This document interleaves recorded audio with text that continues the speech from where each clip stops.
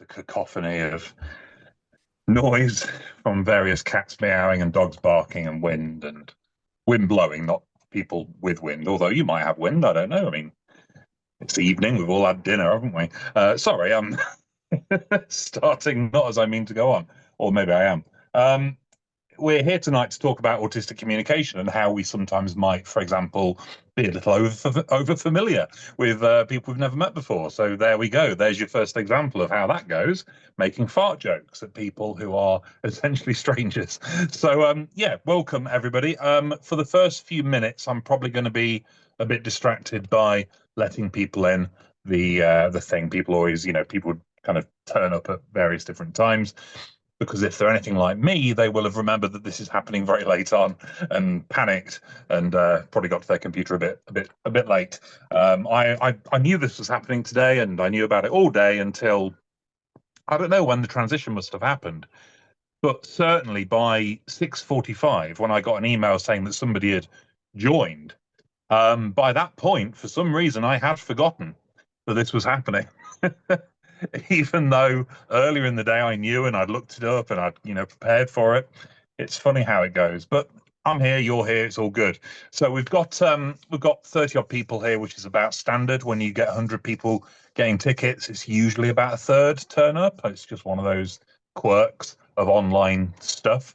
I am recording the session, so please do bear that in mind. If you ask a question at the end, for example, and you don't want to be on camera or you don't want to be recorded, then just let me know and I can edit you out. The last talk I did about a month ago, I still haven't got around to putting on YouTube yet. I will do when the time, when things slot into place, but I'll probably just end up doing both of them at the same time. I would have thought it's usually how it goes. Still admitting people. There we go. And then, of course, I'm doing another one of these later on in July. I can't remember. I'm doing one on Alexa Find Me. That's already booked up. I mean, it's no point saying it to you, of course, because you're here. But I would say to those people, if, for example, you do sometimes book in and don't turn up, bear in mind that obviously that takes a ticket away from somebody who might want to actually turn up. It's a really tricky one. Some people say that you ought to charge for them just a tiny amount, like a quid or £1.50 or £2 or something, because as soon as people have dropped a bit of money on something, they're more likely to follow through. So I might think about doing that, but to be honest, it adds a whole layer of complexity to the whole thing that I could do without. So I'll see how that goes. I am doing a paid talk. That's a 2-hour session on the 17th of September. And that's primarily the reason it's paid is because it's for managers, employers, those kind of people who need that information. What I realized is that I do a lot of talks around the country for companies and organizations, which is great. Well, hopefully great for them.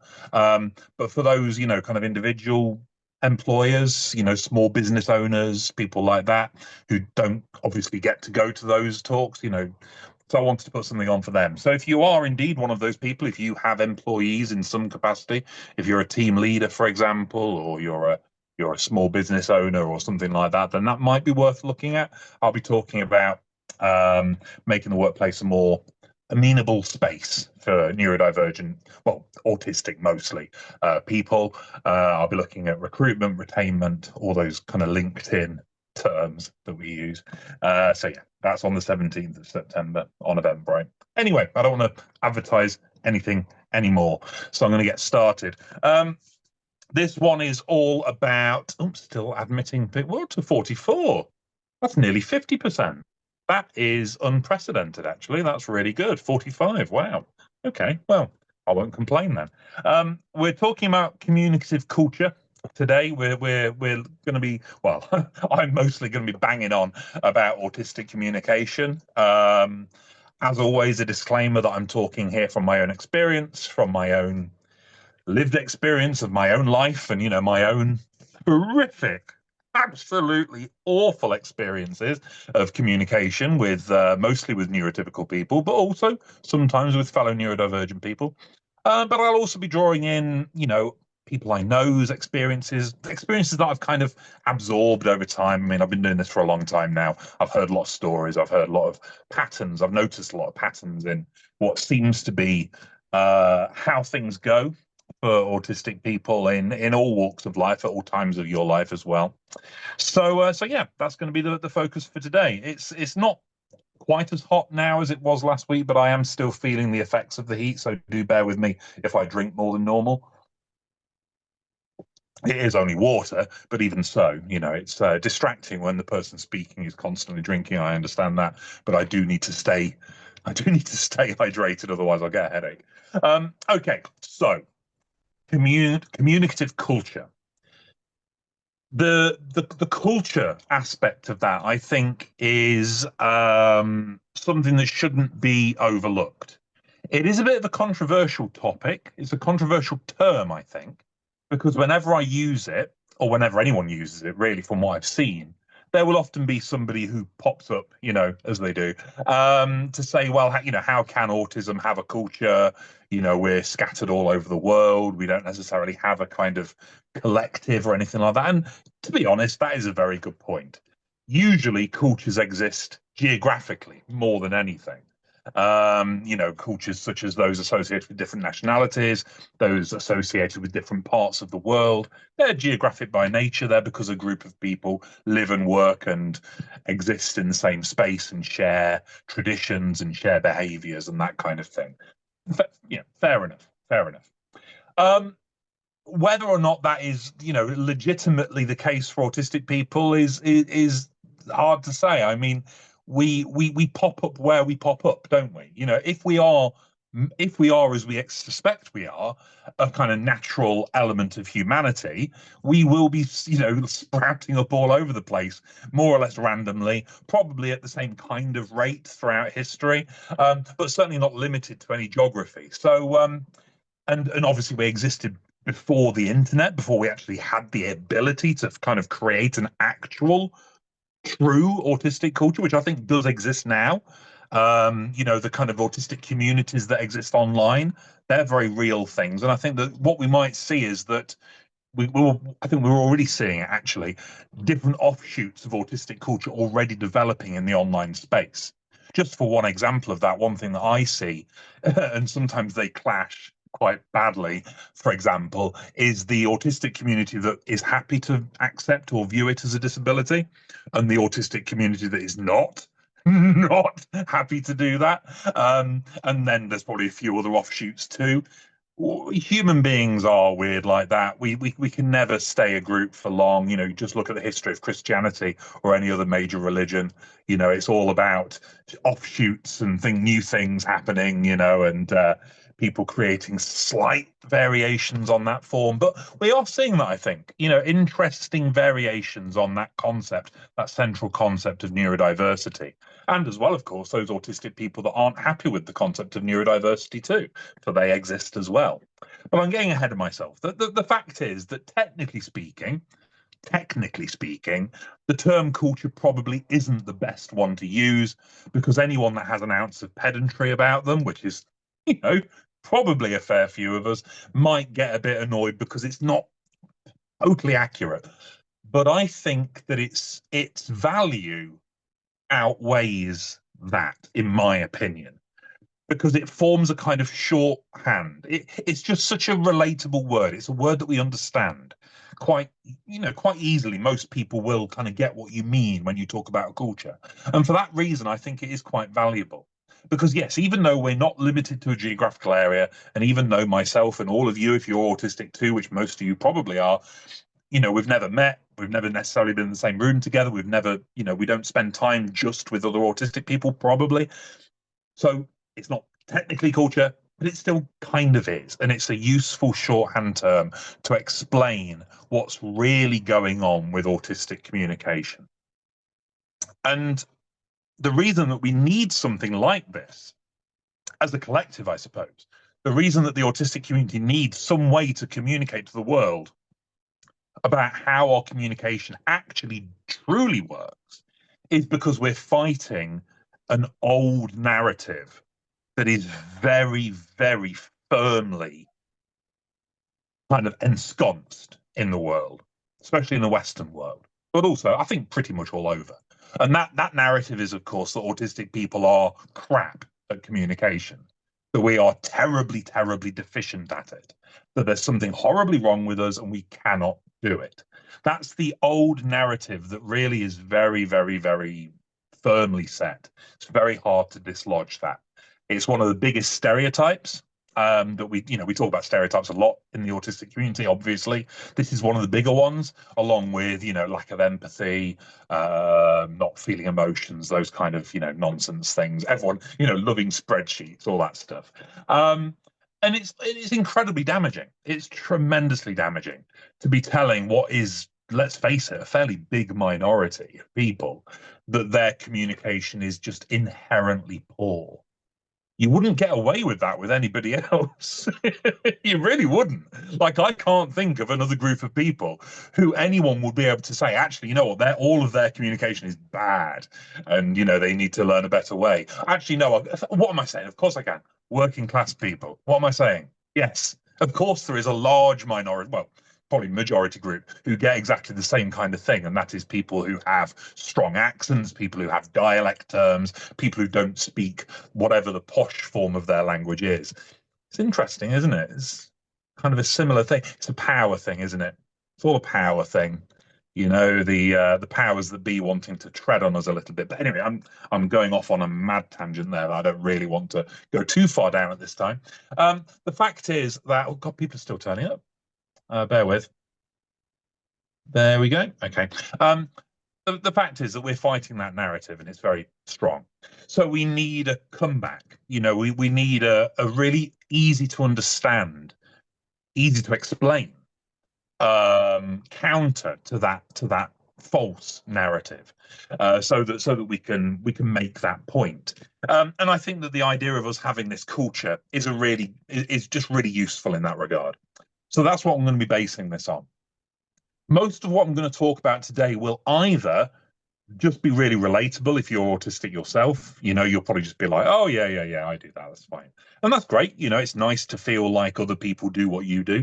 Many of us, if we were late diagnosed especially, may well have felt very isolated in our lives, feeling like we do things wrong, being told that we do things wrong. So it's actually quite nice just to get together and find out that loads of us do this, loads of us do the same kind of stuff. And that's part of the culture of being autistic. But if you're neurotypical, then you are hopefully, if you don't know this stuff already, you're hopefully going to learn something. It might help fill in a few of the gaps. One thing that I'm really keen on generally in my work that I do is explaining why autistic people do the things that we do. Why do you see the behavior that we display? Because from my point of view, what we see is that for example, an autistic person has a meltdown. That's very visible behavior, and we tend to get a lot of flack for that. We tend to get a lot of grief for doing that. We get told we're having a tantrum or whatever. So I try to explain to people why that meltdown happened, or why it probably happened, or why meltdowns happen generally, because I think that's where you can unlock a bit of empathy and compassion and patience from other people, because all of a sudden, hopefully, they'll have that light bulb moment of, oh God, I had no idea. Like, wow, God, yeah, that's fair enough then, actually. And this is part of that. We're not rude, basically. We're at least we're not trying to be. We're not just trying to cause arguments or trying to cause fights. We just communicate differently to neurotypical people, and hopefully that could be quite useful for folk. Okay, so a few other reasons why it's important, I think, to get this idea out there and to bang this drum. Yeah, it helps neurotypical people understand. That's desperately needed. If autistic people are going to have a happier time in life, generally, we need non-autistic people to accept us for what we are and who we are and how we work. That's, as far as I can see, pretty much the only way. It's really horrible because it means that the ball is very much in their court, which makes, I don't know how it makes you feel, but it can make me feel tremendously powerless, even though I'm lucky enough to have some power in that regard because I write books and stuff, but I still feel very powerless because there are millions of them, and we've got to try and reach all of them to get this change to happen. But we plug away, but we do need neurotypical people, non-autistic people, especially those in positions of power, to understand what's actually going on with our, oh God, sorry, just as I'm talking, a Guardian headline came up on my phone as a notification. It just said 1 in 4 children have a mental health condition. And it's like, well, first of all, like, duh, obviously. And secondly, that's really depressing. Sorry, it just popped up. God, geez. Anyway, yeah, that really sucks. We've got to try and get neurotypical people to get this, to buy into it as well, which is very difficult. So that's one aspect of it. But secondly, I think this is often overlooked, but by me, to be honest with you. I think talking about it as a culture, talking openly about autistic communication as valid in itself, it legitimizes ourselves. It gives us a sense of ownership over how we do things, and a realization that there's nothing inherently wrong with it, which I think is very, very important. Because if we carry on existing, believing that old narrative, that's very toxic. All we're going to do is continue to think we're wrong, that we're broken, or here I go again, I can't do this stuff. And that's damaging for your mental health on an individual level and as a whole group. So I think it helps legitimize and it gives me, for example, a bit of confidence kind of in how I go about things. I'm more confident these days communicating in a more autistic fashion with non-autistic people, feeling less of a need to mask, feeling less of a need to make small talk, because of this, in part because I feel, yeah, no, this is me, this is us, this is how we work. Get used to it. You don't have to get used to it because we're not going anywhere. So there's that aspect to it too. Okay, so there we go. Oh, I can hear myself. If you've got your microphone on, if you could turn it off, because otherwise I get get the echo happening. That's even worse than random noises. I do not want to hear myself talk ever. I might have to go through and individually mute people who are still on. There we are. Bang. I love having this power. Bang. There we go. Okay, good. Right. So, what is autistic communicative culture then? What, if we're going to call it a culture, then that means that we might kind of be able to compare it to other types of cultural communication. The fact that wherever you go in the world, anyone that's ever traveled anywhere abroad or even within their own country, I mean, goodness me, there's massive cultural variations even in the UK. You're going to come across people who communicate very differently, depending on where you go in the world. And I won't give many examples of this because I never feel massively confident with them. I always feel like I don't know, it's that weird thing. I feel like I'm verging on stereotyping just with this, but I think it's fair. There are parts of the world where communication does work very differently. And I'm not talking about language, of course. Languages vary, dialects vary, etc. I'm talking more about the culture around the communication. So, for example, even little things like many of you, for example, have probably been to places where you just feel like everyone talks louder. There are, aren't there? There are countries and there are cultures around the world where, for whatever reason, and there could be a million reasons for it, talking is simply done at a louder volume, or where there is more hand gestures, or where the hand gestures that you see are alien to you. You've never seen them before. They're new.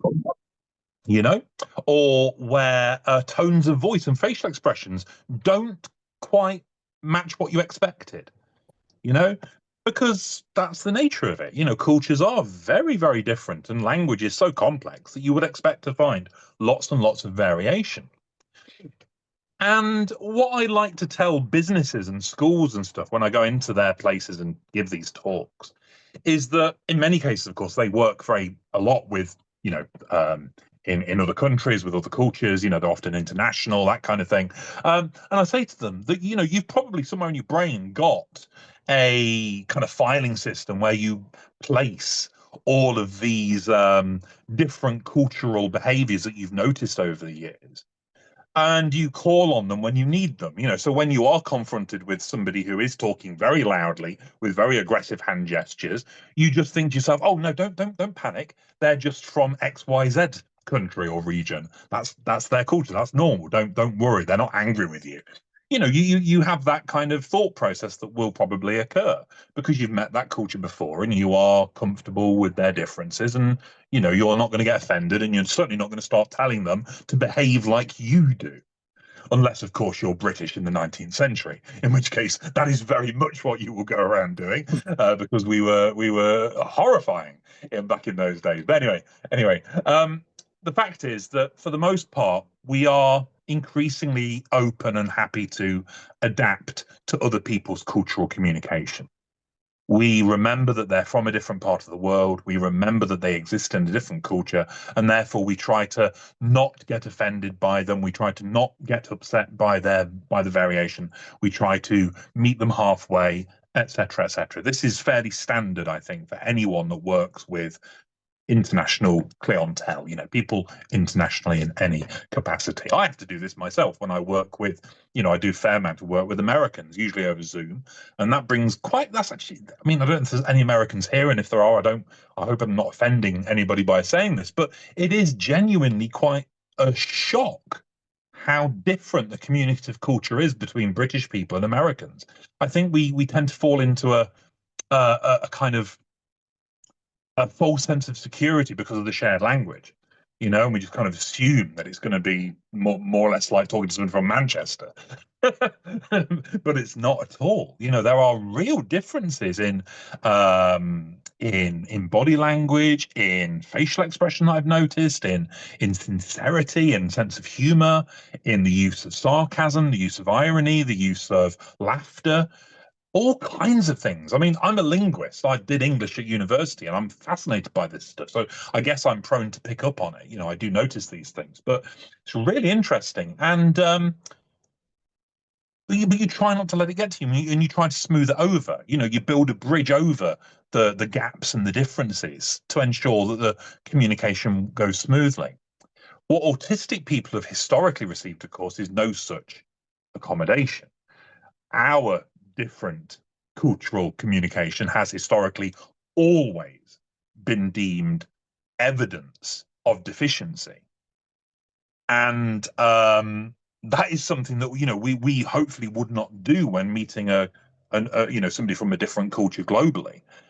So that's what we need to try and do. We need to try and change people's mindsets and make them realize that when you're talking to an autistic person, bear in mind, it's a bit like talking to somebody from a different country, with all the different little quirks and idiosyncrasies and behaviors that entails. So the kind of things that I personally noticed about autistic communication, and also some things that are almost, kind of so well known within the community that they're almost just, accepted as part of our cultural way of doing things. I'm going to go through some of them now. Okay, so these might be relatable to you, or of course they might not be. And don't worry if they're not. One thing happened a while ago. I was doing one of these talks. I think I was talking about sensory sensitivity, and I saw someone in the chat pop up saying, "Oh God, I don't have that. Am I really autistic?" And it broke my heart. Honestly, it broke my heart because first of all, I knew that feeling. Like wow. I remember early on after my diagnosis, I got really confused because I couldn't quite figure out the difference between a panic attack and a meltdown. I couldn't work out which I was having because, I didn't know.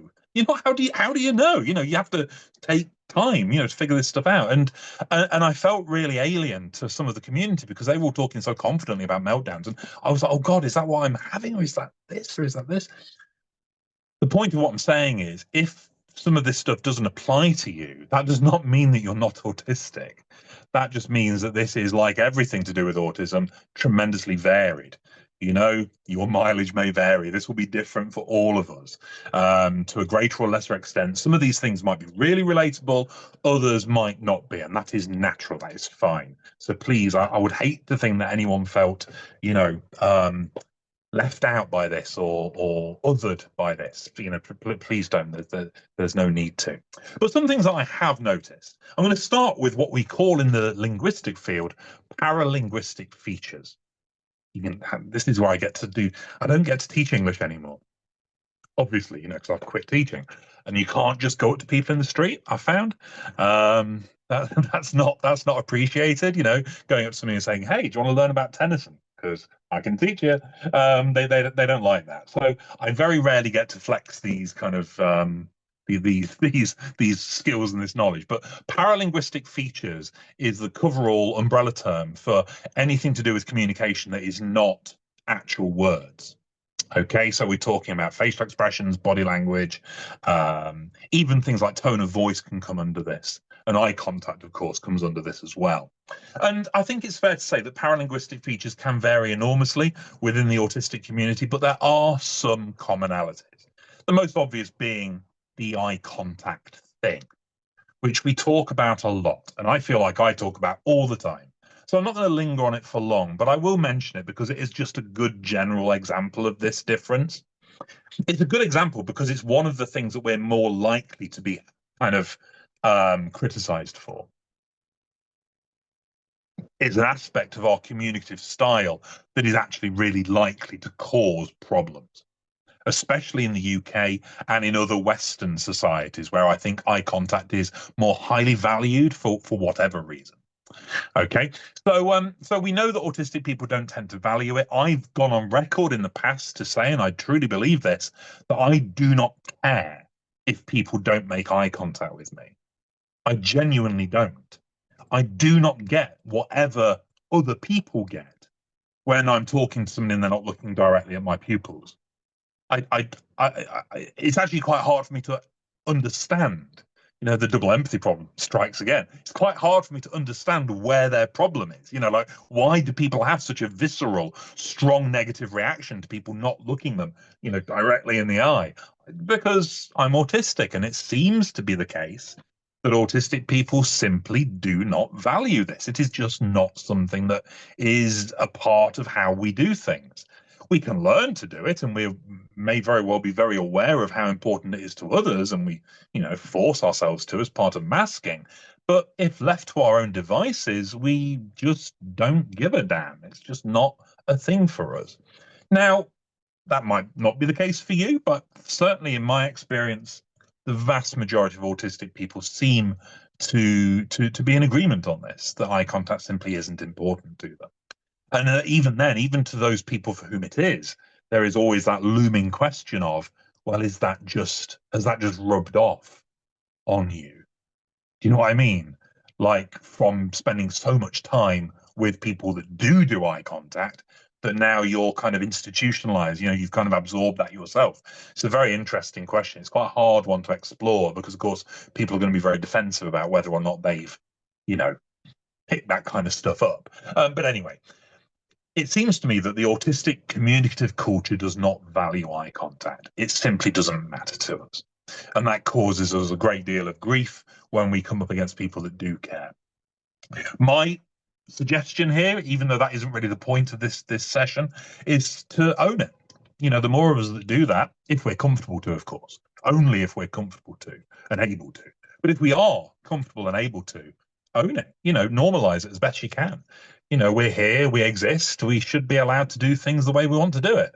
And the more of us that, are openly, who feel safe to, who are openly, saying, hey, no, I'm autistic, I'm not going to, eye contact, don't expect it from me, I'm afraid.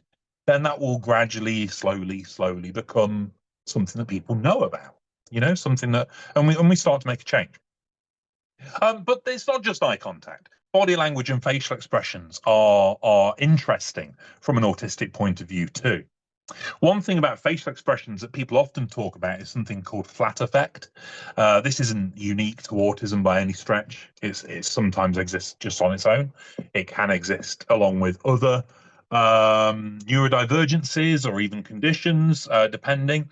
But flat affect is where a person's facial expression doesn't tend to show very much variation. What you might have called a poker face, back in the day, and that is relatively common. I think it's not like massively common. It's not like RSD or something like that, which seems to be increasingly very common. But there's many autistic people, I think, who would say that they have flat affect.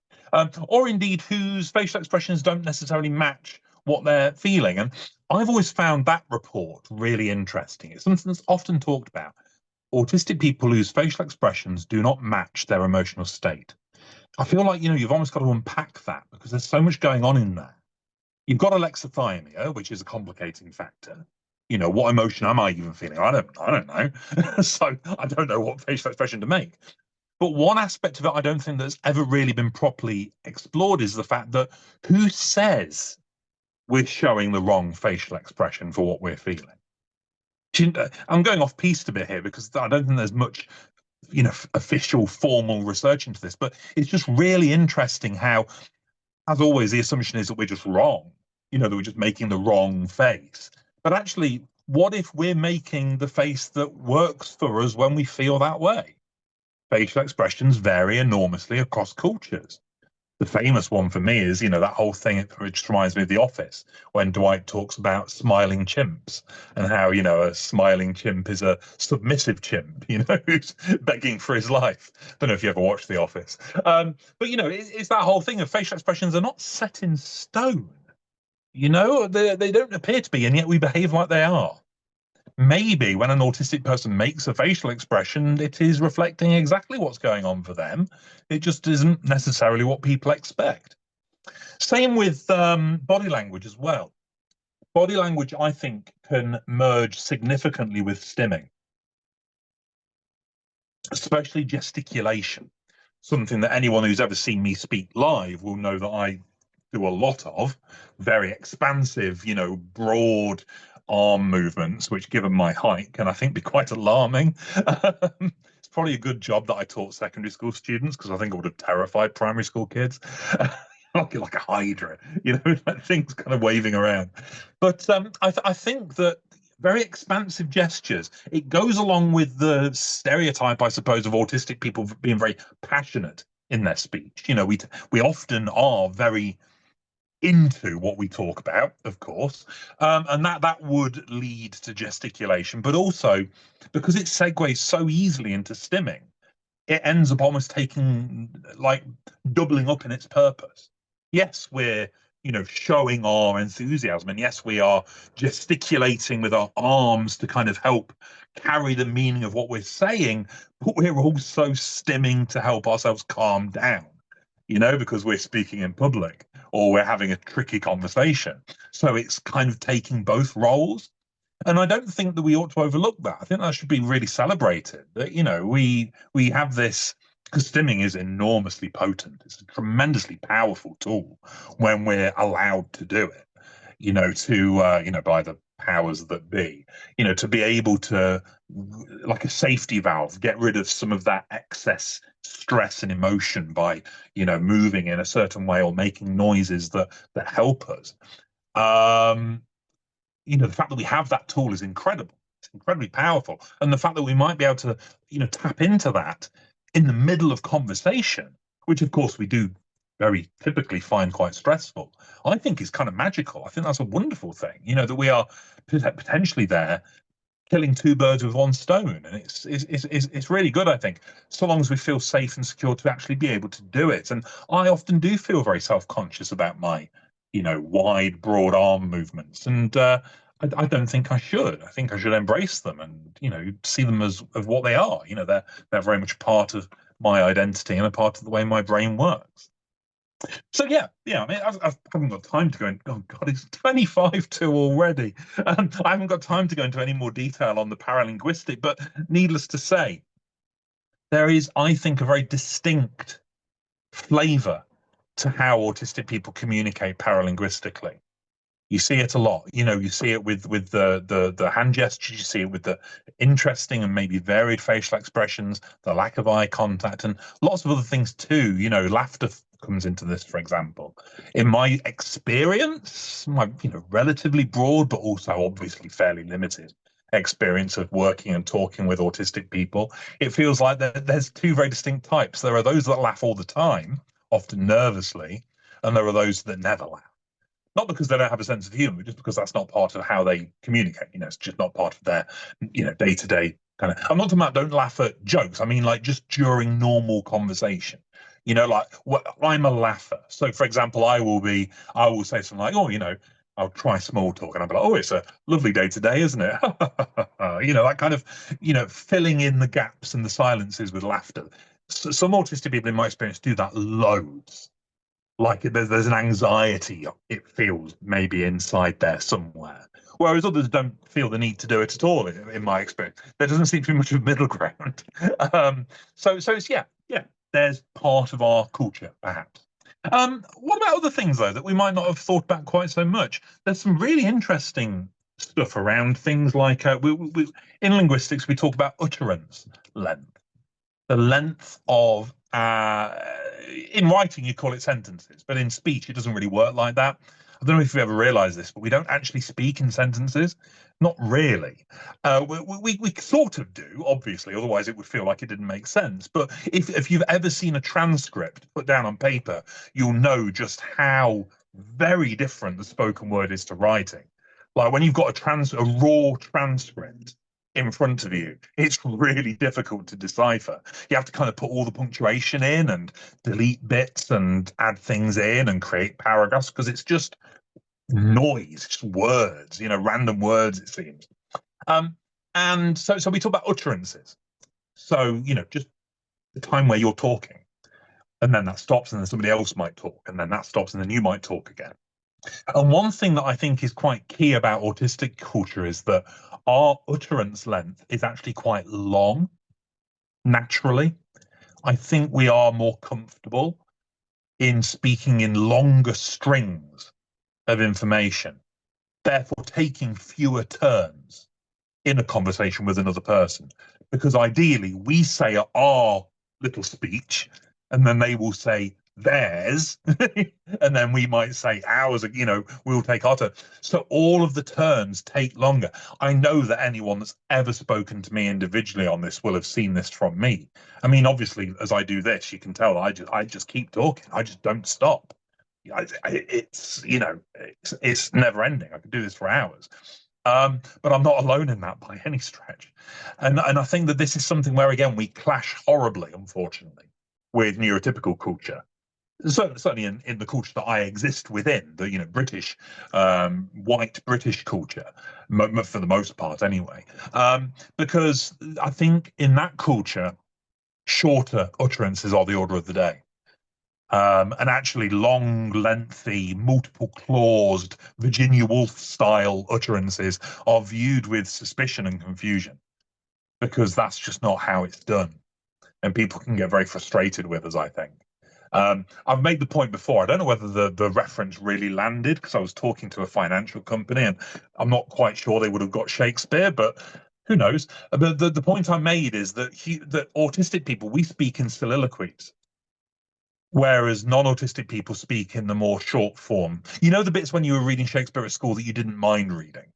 When the teacher gave out the parts and you'd look down the page and you'd either think, oh my God, that's too much. Or you'd think, oh, they're just talking normally, that's fine. Non-autistic people do that. They just have the like one line per line, like little snippets, and then you get to the big chunk, where Shakespeare's just gone off on one and Macbeth just starts talking. He doesn't stop for ages. And to me, that's the difference between neurotypical and autistic in this culture that I exist in, anyway. And I find that fascinating because it's so purely cultural. It really is. And it's so easily rectified in terms of stopping everyone getting upset with one another. Logically speaking, all neurotypical people need to know is that this is a thing. That's it. That's all they need to know. And once they know that, they can then decide what to do with it. And hopefully, many of them will realize that it doesn't really do any harm. And actually, I might learn something interesting.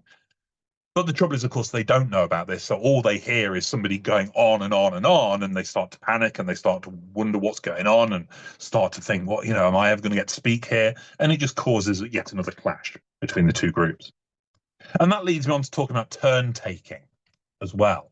Because you see, I think, this is where I feel like I'm forging my own little theoretical path. The trouble is, I'm not an academic. I don't think I haven't got the patience or the stamina to kind of sit down and do a PhD and like research this stuff. So I tend to just kind of poke other people and see if they'll do it instead. But you know how autistic people traditionally struggle to know when it's our turn to speak. Have you come across that? I mean, if you're autistic, you've almost certainly lived that. It's even worse on the phone, but it's pretty bad in person too. I think it's partly because of this very thing. Because I don't know about you, but I expect people to talk for longer and they don't. So what happens is they finish what they're saying and I'm like left hanging. And then I'm like, oh, you're done. Oh, okay. I'll start again then.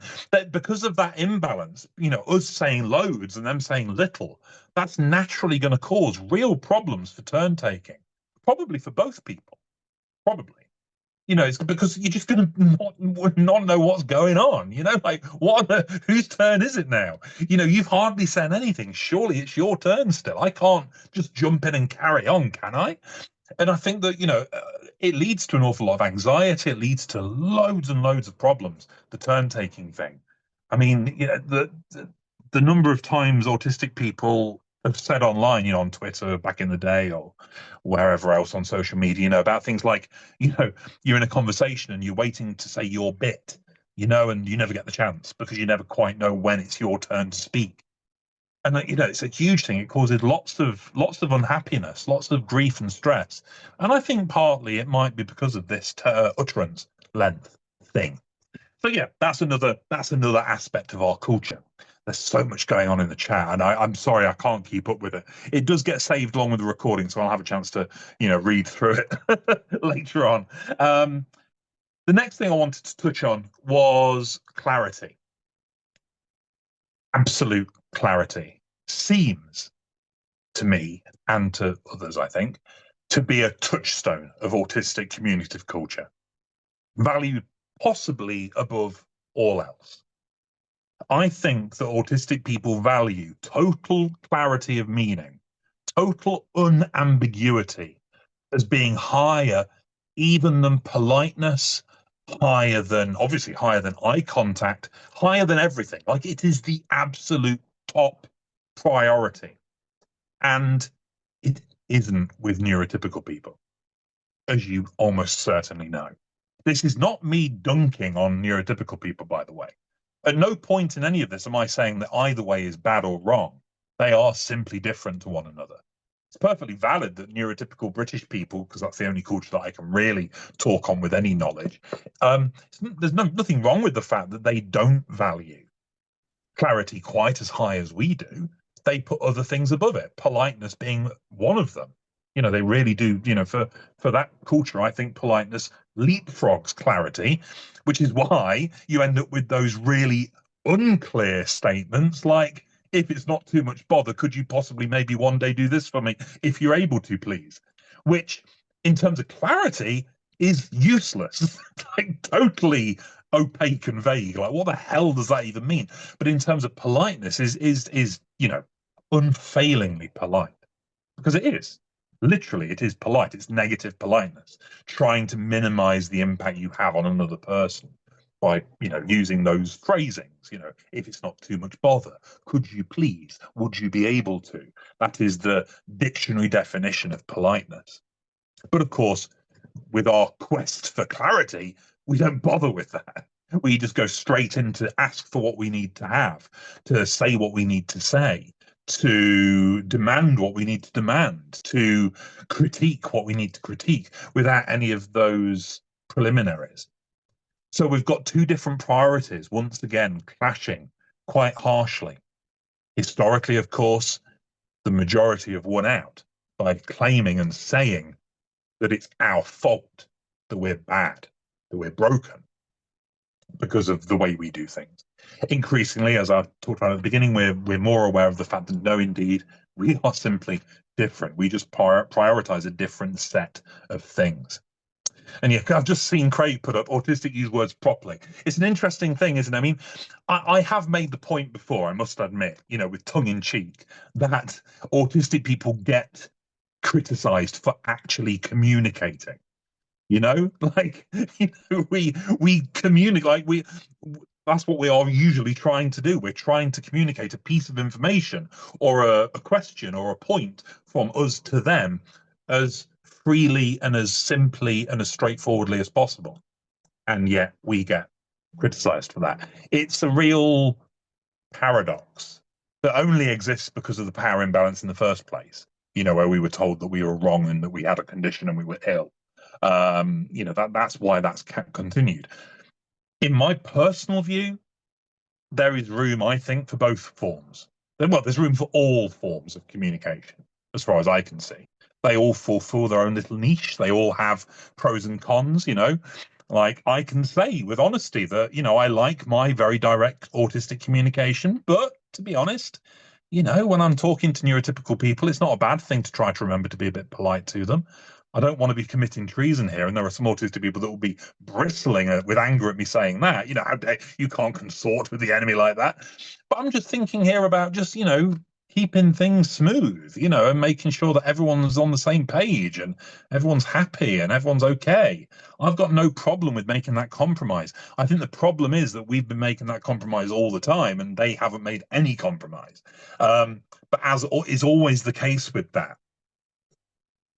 you can't combat that by going all the other way. You might want to because you want revenge, you want to get yours back, but in the long term, that's probably not the way to do it.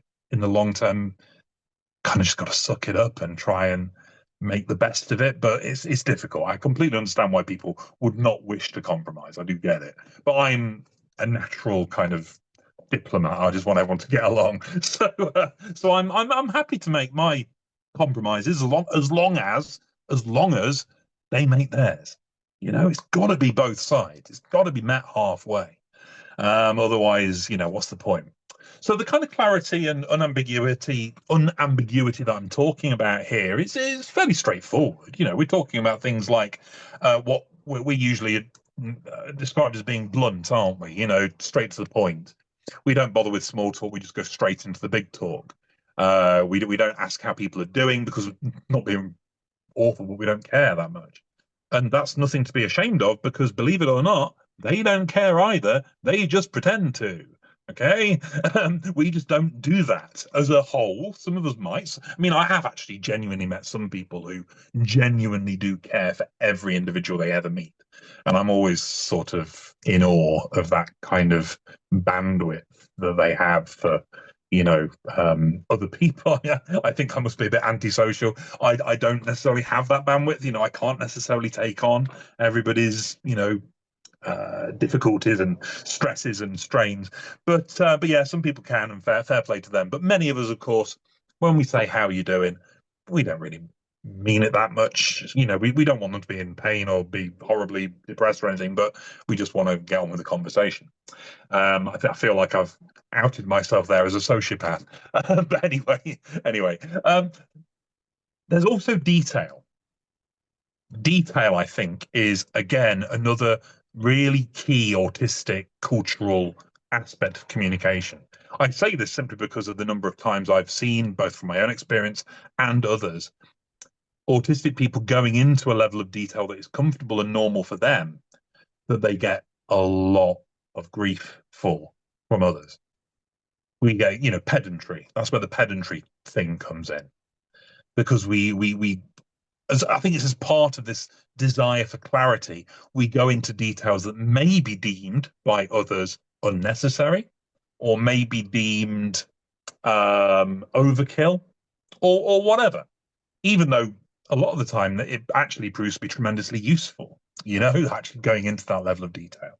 The example I tend to give is to do with deadlines. When people say, I don't know, or get it to me by Friday, and we will say something like, well, when on Friday? Are you talking lunchtime? And if you are talking lunchtime, when is lunchtime? And don't say the lunch hour, because the lunch hour has two ends, doesn't it? There's a beginning and an end. Which one of those is it? Or is it somewhere in the middle? In which case, is it directly in the middle, like to the second? Or is it a bit malleable and a bit variable? Do you know what I mean? That's the kind of thing that I personally will always feel like I want to ask people when they give me vague statements like that. Practice has told me that I shouldn't, because I'll get grief for it, but that is my instinct. I want to know precisely. And it's really interesting how that has been used against the autistic population. That a simple desire simply to have precision has been weaponized against us as being pedantic and fussy and difficult, when all we're really looking for is sheer clarity. And the reason this is important, and I mean, correct me if I'm wrong, but in my experience, non-autistic communication is chaotic. And one of the reasons I think that there are so many problems around, one of the reasons, one of the billion reasons, is due to this in part. I mean, you know, look at the law. Legalese exists for a reason because it has to. There has to be a really pedantic, detailed way of describing things in order for it to stand up in a court of law. You can't have vague ambiguities when you're dealing with the law. And neurotypical people have had to develop that, probably with the assistance of lots of autistic people over the years, in order to avoid the fact that lots of neurotypical communication doesn't make any bloody sense.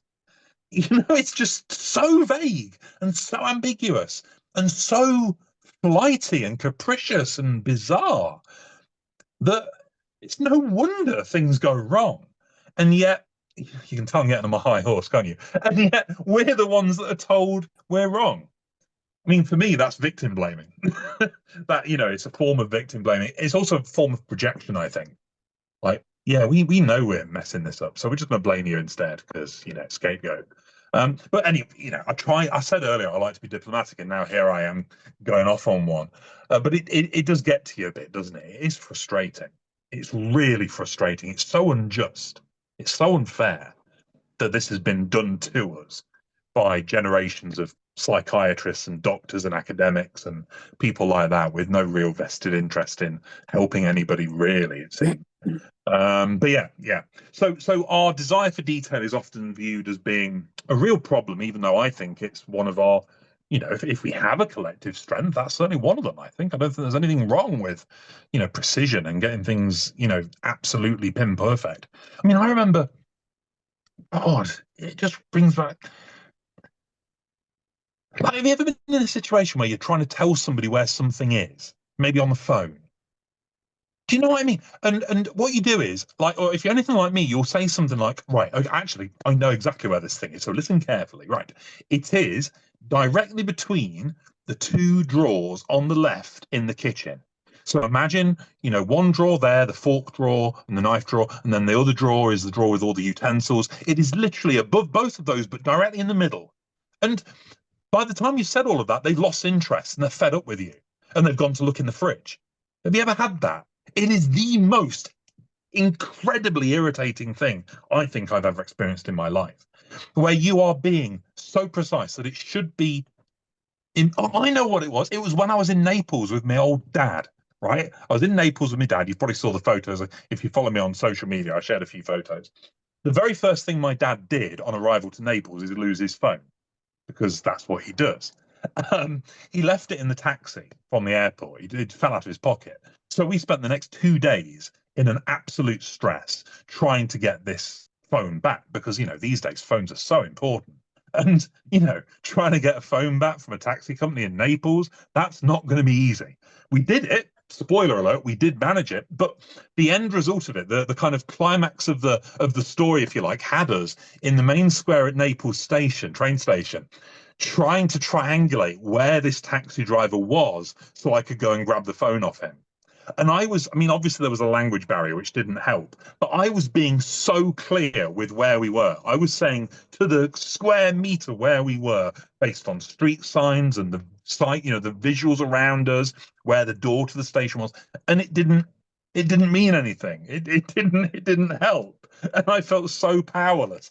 But eventually it got sorted. I had to share my location on Google Maps, you know, and send that to him, and we got the phone. But that was stressful. My God. Anyway, that detail, I think, is a crucial part of how we do things, you know. And then finally, I've touched upon this, but on our list of priorities, I think, what we prioritize in any given conversation, I don't think we do prioritize politeness, if I'm completely honest with you. I think many of us, or maybe all of us, try to. Perhaps we're aware of its value and its importance, and we do our best to, but I don't think we naturally do. And that could be why autistic kids, for example, will struggle to remember their pleases and thank yous. Not because they're inherently rude, but simply because in the way they want to communicate, that stuff doesn't matter.